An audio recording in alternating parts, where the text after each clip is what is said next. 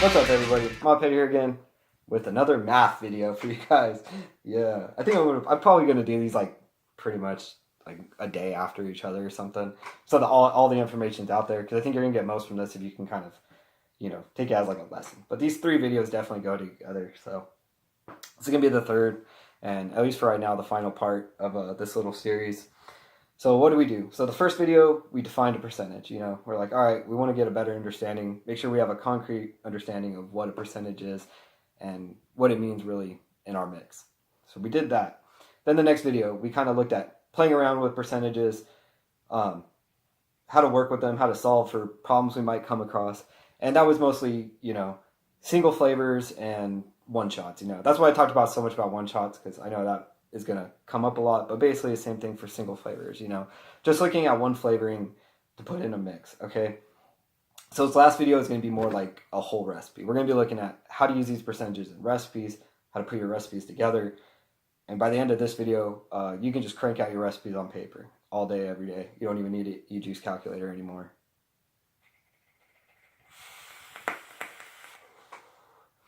So let's get to it.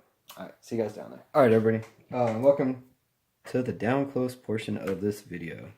All right, so we've defined a percentage. We've worked out on it with single flavors and one shots. Now we want to work on We want to work on a recipe. So how does percentages work in our recipes? So first thing to note is total percentages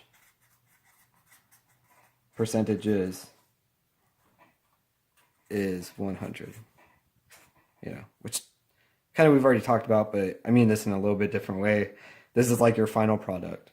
So basically, if we take our flavor percent plus our nicotine percent plus whatever PG by itself we add after the fact, and plus whatever VG we add, that should equal 100%. And these are all singly. These PG and VG doesn't count the PG and VG and flavors and nicotine. This is just by itself, just singly PG, singly VG. All right. So what we're gonna do for this video is we're basically gonna use my my hazelnut donut. So my hazelnut donut recipe as kind of the example throughout this video. So my hazelnut donut is Flavor Art Zapola at 3.5%. Flavor West Hazelnut at 0.5%. TFA Peanut Butter at 2.5%. TFA Bavarian Cream at 3%, and TFA Sweetener at 1%. Alright. And then if we add all these up, the total flavoring is equal to 10.5%. All right. So that's the example we're going to be used. We'll just kind of come back to it back and forth. But for right now, so the first thing we want to do, which we already know how to do from the previous video, is we basically want to put all of our percentages into what we're going to be working with. All right. So the first one we have like Zapola at 3.5%, right? So we know that is the same as 0.35. And then, like before, we can just multiply that by by the total amount we're going to make. So let's say we want to make 30 mils, right? So times 30, and that is going to be 1.05 milliliters. Okay? And so basically, we're just going to want to do that for each one of these. All right? So I'll kind of put it on this side. So we know that's 1.05, right, milliliters. Hazelnut donut is going to be 0.15 times 30. Just going to give us 0.15 milliliters. So the peanut butter, 2.5, so, sorry, 0.025 times 30 is going to give us 0.75. The Bavarian cream at 3%, so 0.03 times 30 is going to give us 0.9. And our sweetener at 1%, so 0.01 times 30 is going to give us 0.3. Alright, so there's our milliliters for everything. Okay. So the next thing we're going to want to do is add our nicotine. So let's say we're using 100 milligram per milliliter nicotine. And we're going to say we're using 100% PG. So this is our nicotine, right? Good thing about using nicotine like this, especially, that's why I like using 100 milligram per milliliter, makes the math super easy. So let's say you want your finished product to be 3 milligrams per milliliter, right? Pretty standard. If you have 100 milligram per milliliter nic, that just translates to 3% of your total flavoring, right? So we already know how to work that. So 0.03 times 30, so we know it's going to be 0.9. All right, 0.9 milliliters of nicotine, right? Okay. So now we're going to talk about, so let's say we want to do, not only do we want to do 30 milliliters, we want to do it at a 70 VG, 30 PG, all right? So we'll work with our PG first. I always like putting all my PG ingredients in first, so it really doesn't matter. So we'll look back over here. So what we need to do is we need to find out how much PG is already in our mix, right? So we look down here, we know there's 10.5%, there's 10.5% flavoring, you know, that we already have PG in there. And then plus our nicotine is 100% PG, so that 3% gets added into there. So we have 13.5% of PG already in our mix, right? And we want a total of 30, right?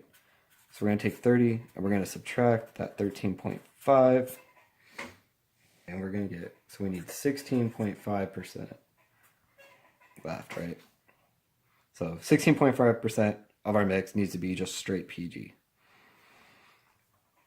So now for our PG, we take 0.165 times 30. That's going to give us 4.95 milliliters. 4.95 milliliters of PG. Last but not least, we have our VG.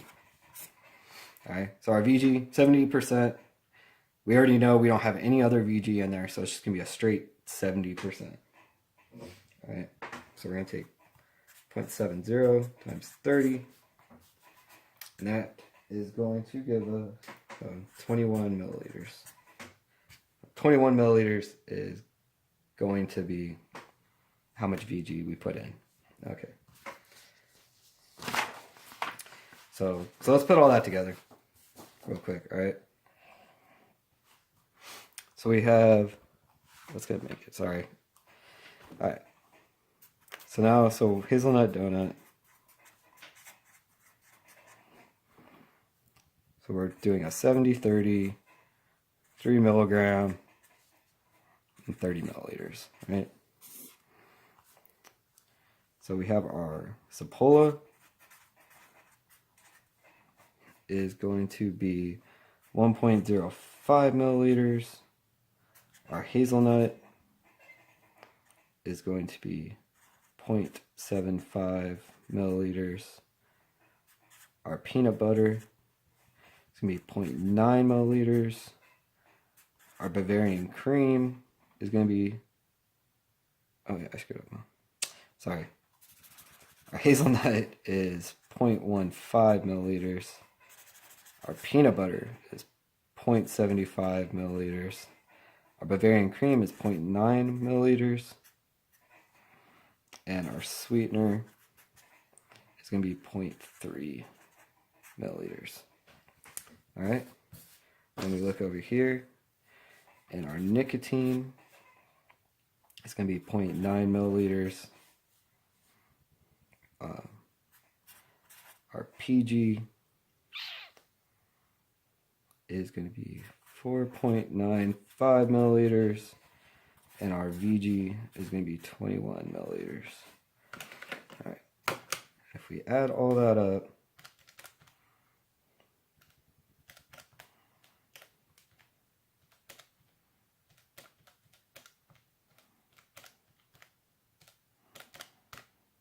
bam. We add all that up and we get 30 milliliters on the dot. So y'all know I wasn't lying to you. All right. So there you go. So if you want to mix up, so this works obviously for volume in milliliters, but not everybody wants to mix in volume. You know, you're like, well, most of us mix by weight. So what do you do with this by weight? So if you've heard of the 1-to-1 rule, you might already use it. You might not believe in it.